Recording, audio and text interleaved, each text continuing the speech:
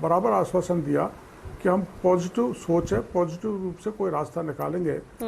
आज मैं भी इनके कल भी था, आज भी साथ था, और उनका मेरी प्रेजेंस में उन्होंने ये कहा है, मैंने जो सुना है, जो ये कहते आए हैं कि हम पॉजिटिव रूप से इनके बारे में विचार कर रहे हैं और कोई न कोई अनुकूल रास्ता निकलेगा, लेकिन उसकी कोई समय सीमा नहीं है और पॉजिटिव रुख है क्या आखिर में वो सरकार बता नहीं रही है। इसलिए मैं भी सरकार के बार बार के इस आश्वासन से संतुष्ट नहीं हूँ। सरकार का वही ढाक के 3 पात वाली कहानी निकल के आ रही है। ठीक है, यानी कि जो कह रहे आश्वासन दिया जा रहा है और कोई डेडलाइन नहीं दी जा रही कि कब तक ये हो सकेगा, इसलिए आप इस पर भरोसा नहीं कर पा रहे। ठीक है मनीष जी, बेहद अहम है। देखिए आंदोलन करते हैं सभी, और जिस तरह से अभी रवि चावला जी ने भी कहा कि हमें काम किसी और के लिए रखा गया, फिर जैसे जरूरत पड़ी काम वैसे लेते गए, लेकिन अब अगर हम कह रहे हैं तो हमें यहाँ पर कंफर्म नहीं किया जा रहा है और उसी मानदेय पर ही बात करें, कोई बढ़ा करे कुछ नहीं, बस ये काम करना चाहते हैं। सवाल ये उठता है कि क्या ये वाकई में मुमकिन नहीं है सरकार के लिए, या फिर फाइनेंशियली तौर पर बहुत ज्यादा दबाव बन जाएगा, इस वजह से सरकार ऐसा नहीं करना चाहती, या अब इनकी जरूरत नहीं रह गई है? बात यही है श्वेता की सरकार निर्दयी है। ये 28,000 लोगों को सड़क पर बैठा के छोड़ देना चाहती है, जिन लोगों ने कोविड काल में सेवा करी। आपने देखा उस समय आपको ड्रग कंट्रोलर कहीं नहीं मिलेंगे, क्योंकि चोरी चकारी चल रही थी, क्योंकि सब जगह ढाका भंडाला चल रहा था, सब जगह पर काला बाजारी चल रही थी, रेमडेसिविर के इंजेक्शन नदियों में मिल रहे थे। उस समय इन्होंने मानवता की सेवा करी और इसीलिए भारतीय जनता पार्टी इनके साथ। और इसीलिए मैं आपको कहना चाहता हूं, हमारे बड़े नेता किरोड़ी लाल जी जो संघर्ष का प्रतीक है, वो भी इनके साथ बैठे हैं। और इसका कारण ये है, इस सरकार ने वादा खिलाफी करी बेरोजगारों के साथ। 1,28,000 पदों की भर्ती कर देंगे, कोर्ट में अटकी पड़ी, आज तक नहीं हुई। संविदा वाले कर्मियों को नियमित करना पड़ेगा, वो बात कहते थे 1.5 लाख, वो आज तक हवा में झूल रहे हैं। इवन जिन लोगों को 18,000 रुपए सैलरी बीजेपी ने कर दी थी गार्ड्स की, उनको भी भर्ती दोबारा नहीं करी, क्योंकि ज्यादा पैसे लगेंगे। तो कुल मिला के पैसे का रोना रोते हुए ये बेरोजगारों के साथ खिलवाड़ करने वाली सरकार है, जिसने कभी भी ढंग से काम नहीं किया। और उसका कारण भारतीय जनता पार्टी ने हर आंदोलन में साथ किया। इसी तरह से आप देखेंगे आंगनबाड़ी सहायिकाओं के जब मानदेय भत्ते बढ़ाने की बात थी तो बीजेपी ने बढ़ाए, उसके बाद कांग्रेस पार्टी ने मजबूरी में बढ़ाए। आंदोलन हुआ जब, जितने लोगों की बात करनी चाहिए थी, जो लोग छोटी छोटी नौकरियों में 5,000, 6,000, 8,000 न्यूनतम मजदूरी बढ़ाने की बात में इनकी रिकमेंडेशन नहीं है। सब जगह पर आप देखें आंगनबाड़ी को बीजेपी की सरकार ने 16,000 तक लाया, लेकिन बिल्कुल ऐसे तो बहुत सारे जो आंदोलन कर रहे हैं। लेकिन अगर हम सीएचए की बात करें, 150 दिनों से लगातार शांतिपूर्वक तरीके से आंदोलन इनका जारी रहा। अल्टीमेटम दिया गया 22 सितंबर तक। विकास भी हमारे साथ है। विकास, कोविड काल के दौरान भी कवरेज लगातार आप कर रहे हैं, तो उस वक्त सीएचए रखा गया, सीएचए की कार्यशैली को भी आपने देखा क्या काम किया गया, और आज की स्थिति को भी। एक सवाल सबसे अहम है कि क्या वाकई में सिर्फ मौखिक तौर पर वादा था, या रिटर्न में दिया गया था, या फिर बात के लिए कुछ वादा किया गया था? जायज है क्या सीएचए का ये आंदोलन, ये प्रदर्शन? देखिए, आंदोलन जायज है या नहीं ये तो अलग बात है, लेकिन बात यह कि 28,000 परिवार जो है इस आंदोलन से जुड़े हुए हैं, और 28,000 जो परिवार जुड़े हैं उनके जो प्रतिनिधि के रूप में जो जुड़े हुए हैं, उनके साथ एक बड़ी समस्या है। उनमें से काफी तादाद में लोग ऐसे हैं जो कि ओवर एज की स्थिति में आ गए और उनके पास ये अंतिम विकल्प उनको नजर आ रहा है। इसलिए ये आंदोलन जो है वो कह सकते हैं कि लोगों की भावना से जुड़ा हुआ, परिवार से जुड़े हुए ये आंदोलन है। आप देख सकते हैं कि राजधानी जयपुर के अंदर 91 दिन तक लगातार एक इशू को लेकर के हजारों की तादाद में युवा बैठते हैं, महिलाएं बैठती हैं, बच्चे बैठते हैं, और आंदोलन में सिर्फ इस बात को लेकर बैठते हैं कि उनकी जो नौकरी है, जो उनको जिस तरह से सरकार ने कोविड जैसे संकट के समय में उनको नौकरी दी थी, भले ही चाहे वो 2 महीने के लिए निविदा पर उनको रखा गया था, लेकिन जिस तरह से उनको हटाया गया, उस हटाने के बाद में ये सम्मान की लड़ाई की बात कह रहे हैं, और सम्मान की लड़ाई की बात कह करके इन्होंने 91 दिन तक संघर्ष किया, जयपुर के अंदर आंदोलन किया। हम उस आंदोलन को समर्थन या फिर उसका विरोध ये करने वाली बात नहीं, इसको डिस्कशन इस बात को होना चाहिए कि इनका आंदोलन जो है वो कहां तक जायज है। अगर हम बात करें इनकी मानवता की, बात करें इनकी जिम्मेदारी की, बात करें उस संकट काल की, जिस संकट काल में परिवार के लोग भी मरीजों से दूर हो गए थे, उस दौरान इन लोगों ने वास्तविकता में ग्रास रूट पर आकर सेवा की, मरीजों की सेवा की, साथ में एक कह सकते हैं राजस्थान का मॉडल जो है पूरे देश भर में पहचान दिलाई कि वास्तव में राजस्थान में कोविड के दौरान काम हुआ है। तो इन लोगों ने अपनी मेहनत के दम पर, और उस वक्त जब बहुत बड़ा खौफ था, अपनी जिंदगी दांव पर लगाई। उस वक्त इनको उम्मीद थी कि जो ये निविदा निकली है, जो 2 महीने के लिए निकली है, लेकिन उम्मीद थी कि ये 2 महीने की निविदा जो है इनको 2 साल की मिलेगी। और अभी भी इनकी जो मांग है वो मांग यही है कि इनको जो नौकरी दी गई थी वो नौकरी इनकी यथावत कर दी जाए। फिर बाद में चाहे इनको संविदा पे कैडर में शामिल करने वाली बात है या कोई स्थायी करने वाली बात है, वो सरकार नियम बनाए, पार्टी जो अपने एजेंडा लेके आए उस पर अपनी करे। लेकिन अभी इसकी जो डिमांड है वो यही है कि इनको, और वो नौकरी का, अब इसमें जो टेक्निकल पेज आ रहा है, जो सबसे बड़ी दिक्कत आ रही है श्वेता, वो ये आ रही है कि 8,000 की नौकरी संभवतः इनमें से अधिकांश लोगों को कहीं ना कहीं मिल जाएगी। लेकिन सबसे बड़ी समस्या है कि इनमें से कई लोग ऐसे हैं जो कि दूसरे राज्यों में नौकरी लग रहे थे, 30-35 हजार की नौकरी कर रहे थे, वो वहां से छोड़ करके यहाँ पे आ गए क्योंकि अपने गांव के अंदर को नौकरी मिल रही थी, गांव की सीएससी में सेवा करने का मौका मिल रहा था, और ऐसा मौका जिसमें कि इनको लग रहा था कि इनका भविष्य आगे बन जाएगा। तो ऐसे में पहले तो नौकरी छोड़ के आ गए। दूसरा, ये सरकार के सामने सबसे बड़ी चुनौती है वो ये है कि इनका जो फाइनेंशियल बर्डन है, क्योंकि बहुत बड़ा वॉल्यूम है, 28,000 लोग हैं जिनको सेवाएं लेनी है उनका अगर फाइनेंशियल बर्डन देखते हैं तो 300 से 350 करोड़ रुपए सालाना का बर्डन आता है। और यही ठीक है, अगर स्थायी करते हैं तो ये बर्डन और बढ़ेगा। तो वो फाइनेंशियल जो चीजें हैं उनको देख करके ये आंदोलन जो है, इसको लेके अभी तक भी कोई भी किसी भी स्तर पर भी कोई निर्णय, कोई मैसेज जो है वो नहीं दिया पा रहा है, और यही वजह पेच फंसा हुआ है। सबसे अहम बात है कि इन युवाओं का भविष्य इसी में उलझा हुआ है, और अगर ऐसा नहीं होता है परमानेंट तो बहुत सारे हैं, क्योंकि इसी मामले को लेकर ही कुछ युवकों ने आत्महत्या भी की थी, तो ये भी ध्यान में रखना होगा। हमारे साथ पीसीसी सचिव विशाल जांगिड़ जी भी लगातार बने हुए। विशाल जी, आखिर क्या बात है, क्यों यहाँ पर रास्ता नहीं निकल पा रहा है? सरकार का रुख क्या है सीएचए को लेकर? वार्ता होती है, सकारात्मक नजर आती है, लेकिन फैसला कुछ नहीं हो पाता है।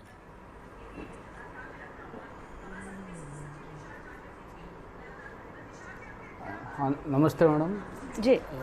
ऐसी बात है कि जो राजस्थान सरकार ने 18/5/2021 को एक आदेश निकाल के जब कोरोना महामारी, वैश्विक महामारी अपने चरम स्तर पे थी, तो कोविड हेल्थ कंसल्टेंट एवं कोविड स्वास्थ्य सहायक की जो एक नोटिफिकेशन जारी करके जो ब्लॉक स्तर पे, ग्राम स्तर पे उसको प्रत्येक अलग अलग नियुक्ति की, जिसका मकसद था कि जो ये कोविड की श्रृंखला उसको तोड़ना, समुचित उपचार उपलब्ध कराना, ये वगैरह थे। और इसका जो सिलेक्शन का स्तर था, एक डिस्ट्रिक्ट लेवल पे एक इसकी पूरी कमेटी थी, जिसमें वहाँ के जिला कलेक्टर वो अध्यक्ष थे और सीएमएचओ वो उसके सेक्रेटरी थे, उसके बाद डिप्टी सीएमएचओ जो उनके मानद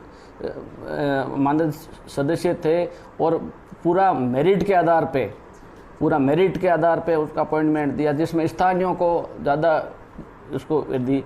जो इसका अपॉइंटमेंट है, क्योंकि ये तो एकदम कोरोना वैश्विक महामारी अचानक आई, तो पहले कोई रूल्स के अंदर जो Rajasthan medical and subordinate service rules जो 1965 के बने, उसके अंदर तो इसका कोई प्रावधान या प्रोविजन है नहीं इसका कोविड का अंदर। वन गोन थ्रू कर लिए, देख लिए, और एक नोटिफिकेशन जारी करके अचानक, तो यही हो सकता है। और सरकार ने बेहतर प्रबंध करने के लिए प्रत्येक ब्लॉक पे, प्रत्येक ग्राम पंचायत पे और शहरी पे, प्रत्येक ये बूथ लेवल पे इनका किया, और प्रत्येक सीएससी, बिल्कुल जैसे प्रक्रिया हुई थी वो सभी को जानकारी। लेकिन सवाल ये भी उठता है कि क्या उस वक्त ये कहा गया था स्पष्ट कि बस अभी कोविड काल के दौरान ही आपकी जरूरत है और इसके बाद आपको हटाया जाएगा? सुनिए मैडम प्लीज सुनिए, नहीं सुनिए, जो भीलवाड़ा मॉडल बना है, जो देश के अंदर, और वो सबसे बेस्ट मॉडल बना, उसी के आधार पे उसका रोकथाम हुआ है। तो 31/3/2022 तक का इनका कॉन्ट्रैक्ट था, और वो कॉन्ट्रैक्ट समाप्त हो गया कि रूल्स के, क्योंकि इसकी भर्ती होती है वो रूल्स के अकॉर्डिंग होती है, कंपटीशन होता है, उसकी एजेंसी तय होती है। तो एक नोटिफिकेशन दे, उसके अलावा मान लो बाय द वे कि इसमें किसी की भगवान नहीं करे कोई कैजुअलिटी हो जाए, उसका भी सरकार ने 50 लाख तक का प्रावधान किया है। और ठीक है, आपकी बात पर रवि जी कुछ कहना चाह रहे हैं। रवि चावला जी, आप संतुष्ट है क्या? जो बिल्कुल संतुष्ट नहीं हुई, बिल्कुल झूठ बोला इन्होंने, अधूरा ज्ञान लेके बैठे हैं। इनकी ये एक बात सच है भी, हमारी जो भर्ती जो मेरिट बेस पे हुई थी, ये बात बाकी कांग्रेस नहीं मान रही। इन्होंने वो, एक मिनट सर, एक मिनट, आप झूठ बोल रहे हो। हमारा कॉन्ट्रैक्ट 31/3/2022 तक का नहीं था, आपको ज्ञान नहीं है, आप ध्यान से पढ़िए उसको। हमारा कॉन्ट्रैक्ट 2 महीने का था, 2 महीने में मात्र आपने 3 जिलों के अंदर भर्ती की, उसके बाद आपने 25 जिलों के अंदर भर्ती क्यों की? 25 जिलों के अंदर कॉन्ट्रैक्ट आपने कॉन्ट्रैक्ट तोड़ा। आपके पास है, मैं लाइन टू लाइन आपको पढ़ना, आप पढ़ रहे हो, मैं लाइन टू लाइन बोल सकता हूं। उसके अंदर आपने एक शब्द नहीं बोला, उसके अंदर सिर्फ लिखा था भी अधिकतम 31 जुलाई तक 2 महीने के लिए, जो 2 महीने के लिए लिया गया था। उसके बाद सरकार ने अपनी जरूरत के अनुसार चादर के अंदर पैर पसारे, अपनी जरूरत के अनुसार काम करवाया। आप एक नर्सिंग कर्मी से लैब टेक्नीशियन का काम कैसे करवा सकते हो? आप एक नर्सिंग कर्मी से टेमीफॉस और एंटी लार्वा एक्टिविटीज कैसे करवा सकते हो? एंटी मलेरिया एक्टिविटीज कैसे करवा सकते हो? आप एक बीएससी एमएससी से आपने सारे पेंडिंग, एनसीडी का काम आपका 2017 से पेंडिंग चल रहा था, आपने विशाल जी यानी जरूरत के हिसाब से इसे बढ़ाया गया ना? कॉन्ट्रैक्ट पूरा 1 साल का तो था नहीं, स्पष्ट ही था नहीं, पहले सिर्फ 2 महीने के लिए रखा गया। 4 बार कॉन्ट्रैक्ट बढ़ाया। अब अगर इनकी भी जरूरत है और ये चाहते हैं तो इस पर आखिर बात क्यों नहीं बन पा रही है? हाँ, तो फर्स्ट लहर आई, फिर उसके बाद सेकंड वेव आई, फिर उसके बाद थर्ड वेव आई। उसके नहीं, उसको मेन उद्देश्य उसको स्पीड को रोकना था, तो फर्स्ट लहर आई है, उसमें कंट्रोल हुआ। उसके बाद तुरंत सेकंड लहर आई, वो सबसे भयावह स्थिति थी, लोगों के स्वास्थ्य का उसका ध्यान रखना था। और फिर थर्ड लहर आई थी, उसको रोकने के हिसाब से हमने कॉन्टैक्ट बढ़ाया। बीमे को लेकर आपने बिल्कुल झूठ बोला। रूल्स में कोई प्रावधान फिर भी हमारे डेलीगेशन जिसमें प्रताप सिंह जी, सुनिए बात, ठीक है, चलिए जो किया ठीक है विशाल जी, एक लाइन में एक जवाब दे दीजिए। अभी ये 150 दिनों से आंदोलन कर रहे हैं, सरकार का रुख क्या है इसे लेकर? सरकार का रुख क्या है इसे लेकर? एक लाइन में जवाब। सरकार की तरफ से हमारे डेलीगेशन प्रताप सिंह जी,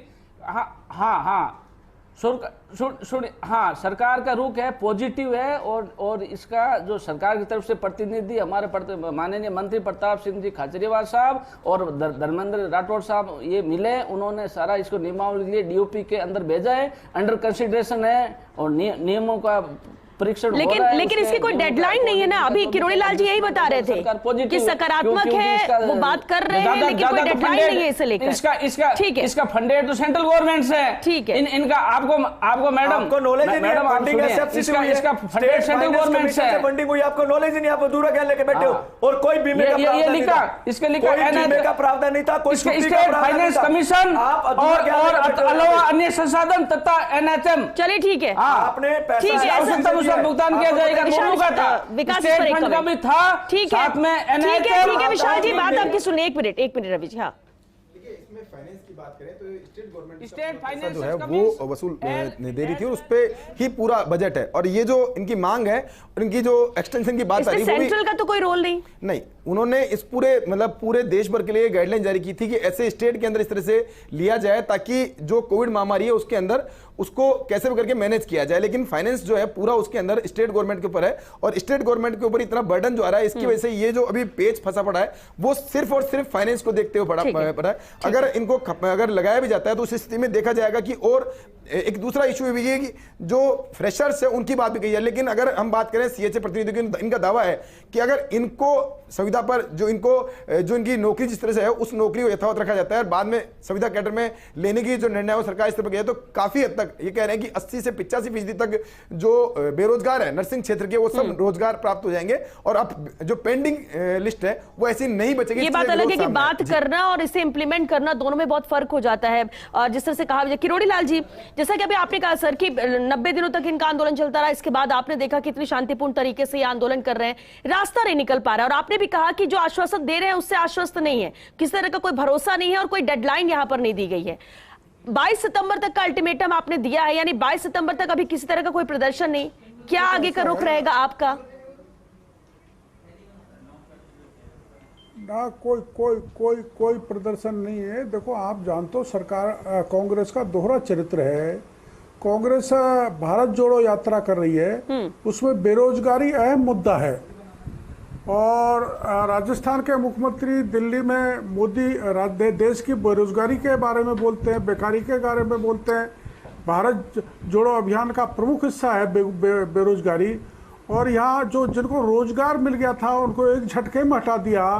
तो मुख्यमंत्री जी को ये सोचना चाहिए मानवीय दृष्टिकोण अपनाते हुए कि जिन्होंने ऐसे संकट काल में मदद की, जहाँ भाई से भाई नहीं मिलना चाहता था, बाप से बेटा नहीं मिलना चाहता था, पति से पत्नी दूर हो गई थी, अपने प्राण हथेली पर रखकर इन्होंने उनकी मदद की, मानवता को बचाया। इसलिए मेरी मुख्यमंत्री जी से आपके चैनल के जरिए प्रार्थना है जी। कि फाइनेंशियल बर्डन तो अब आप ये बैकडोर से एंट्री कर रहे हैं प्लेसमेंट एजेंसीज के थ्रू पैरामेडिकल्स को, वो उनका एक्सपीरियंस नहीं है, वो ट्रेंड नहीं है। आपके पास ट्रेंड आदमी मिल रहे हैं, 38,000 आपके पास वैकेंसीज है, तो आप क्यों नहीं इन लोगों से भरते हो? आखिर में दिक्कत क्या है, परेशानी क्या है? और ऐसा नहीं है कि मेडिकल में जगह नहीं है, मेडिकल में बहुत जगह है, बहुत आवश्यकता है पैरामेडिकल स्टाफ की, नर्सों की भी, मेडिनस ग्रेड सेकंड की भी, पीएससी सीएससी में बहुत हालत खराब है।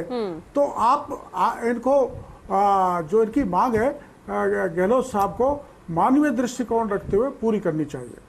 बिल्कुल, मानवीय दृष्टिकोण रखते हुए पूरा करना चाहिए और इसलिए बातचीत भी यहाँ पर हो रही है। लेकिन अहम है, मनीष जी एक लाइन में जरूर कमेंट चाहेंगे क्योंकि वक्त भी खत्म हो रहा है। कोशिश यहाँ पर करनी चाहिए, सब सहायक जो है वो जवाब चाहते हैं लगातार इस आंदोलन का। आखिर कब तक इस तरह से आंदोलन जारी रहेगा? परेशान न सिर्फ ये हो रहे हैं, इनका परिवार भी हो रहा है, वो 28,000 परिवार जो सीधे तौर से जुड़े हुए हैं इससे। यानी 8,000 रुपए में मेडिकल को जिंदा रखा। आप समझिए, इनके मिनिस्टर को इस्तीफा देना पड़ा क्योंकि 35,000 का ऑक्सीजन कंसंट्रेटर 1 लाख रुपए में खरीदा, घोटाला करके भाग गए गुजरात। इनके 3 मिनिस्टरों को हटाना पड़ा। उस कोविड काल में कितने पैसे कमाए इन कांग्रेस के नेताओं ने? तो उस दौरान इन्होंने सेवा करी, और उस सेवा का परिणाम ये है कि आज इनको नौकरी हमें सैलरी नहीं मिली है। बताओ, अभी तक मैं कह रहा हूं, मैं करोड़ों में खा गए। आप लिख लीजिए, आज कुछ साथी धरने के अंदर मेरे पास आए थे, आप नाम लिख लीजिए। आपके सुजानगढ़ के बीसीएमओ को मैंने फोन किया है, रोहतास नाम का लड़का, उसको आज तक सैलरी नहीं मिली। इतने पता नहीं कितने सीएचए होंगे जो आज तक नॉलेज में नहीं आए, जिनको सैलरी नहीं मिली। क्या कर रहे हो आप? क्या कर रही है आपकी कांग्रेस सरकार? धर्मेंद्र राठौड़ जी का वादा था 2 चरणों के अंदर संविदा कैडर, क्या सरकार तक इसकी जानकारी है? सवाल तो ये भी उठता है ना, क्या सरकार तक इसकी जानकारी है? अधिकारी क्या कर रहे हैं?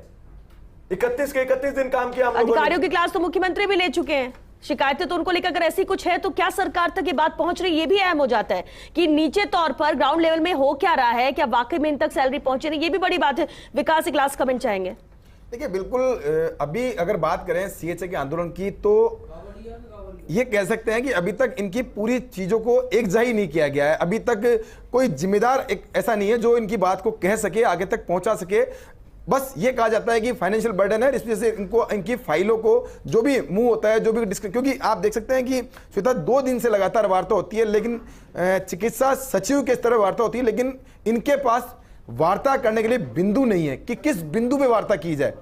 नौकरी देने की बात पे, निविदा यथावत रखने की बात पे, संविदा कैडर में शामिल करने की बात, कोई ऐसा बिंदु नहीं है जिस पे बात की जाए। बस अभी क्या वार्ता का और कोई दौर चलेगा या फिर अभी बस आश्वासन दिया गया कि इस पर विचार कर रहे हैं? देखिए, आज देर शाम को कृपालाल जी और साथ में सीएचए प्रतिनिधि पहुंचे थे वहां पर, उनको यही सकारात्मक जवाब दिया गया कि हम इस पूरे मामले में सकारात्मक रूप दिखाएंगे। लेकिन अभी तक वो टाइमलाइन नहीं है। अगर टाइमलाइन नहीं है, या तो सरकार के प्रतिनिधि जो भी हैं वो मना करे इस बात को लेकर कि हम नहीं कर सकते, तो लेकिन ना तो उनको जवाब मिलता है।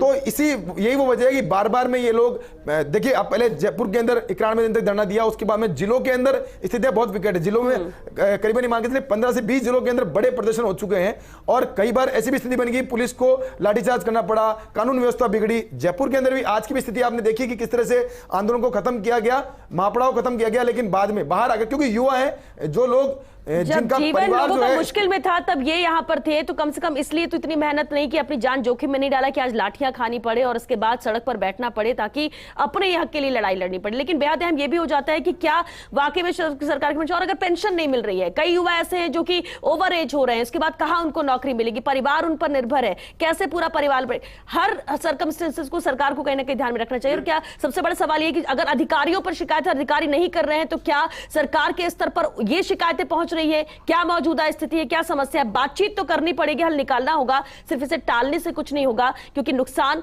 इन लोगों का तो हो ही रहा है, लेकिन साथ ही साथ अगर इतनी वैकेंसीज है और ये एक्सपीरियंस है तो क्यों ना इन्हें कहीं और भी पोस्ट कर दिया जाए, क्यों ना इन्हें कहीं और रख दिया। सिर्फ सीएचए प्रतिनिधि के तौर पर काम नहीं करवा सकते तो आप इनका यूज कहीं और कर सकते हैं, लेकिन रास्ता निकालना पड़ेगा, ये सबसे अहम है। चलिए, क्योंकि वक्त खत्म हो चुका है, बहुत शुक्रिया आप सभी का इस चर्चा में शामिल होने के लिए। किरोड़ी लाल जी, मनीष जी, विशाल जी, रवि चावला जी और विकास, आपका ही बहुत शुक्रिया इस चर्चा में शामिल होने के लिए। देखिए, एक रास्ता निकालने की जरूरत है। आंदोलन को लेकर 22 सितंबर तक का अल्टीमेटम दिया है, विधानसभा घेराव की बात कही जा रही है, और इस तरह के आंदोलन, लाठीचार्ज, कोई चोटिल हो, किसी की जान जोखिम में, ये तो ना तो सरकार चाहती है, ना प्रदेश की जनता चाहती है, ना ये सीएचए चाहते हैं। लेकिन अगर सरकार से वार्ता से रास्ता निकलेगा तो सरकार को ही निकालना पड़ेगा। अभी भी हर कोई इंतजार कर रहा है। चलिए इसी के साथ हमें दीजिए इजाजत। नमस्कार। बिंदु तो वही है कि इनकी बहाली हो। सरकार ऐसा आश्वासन पहले भी इनको देती आई है।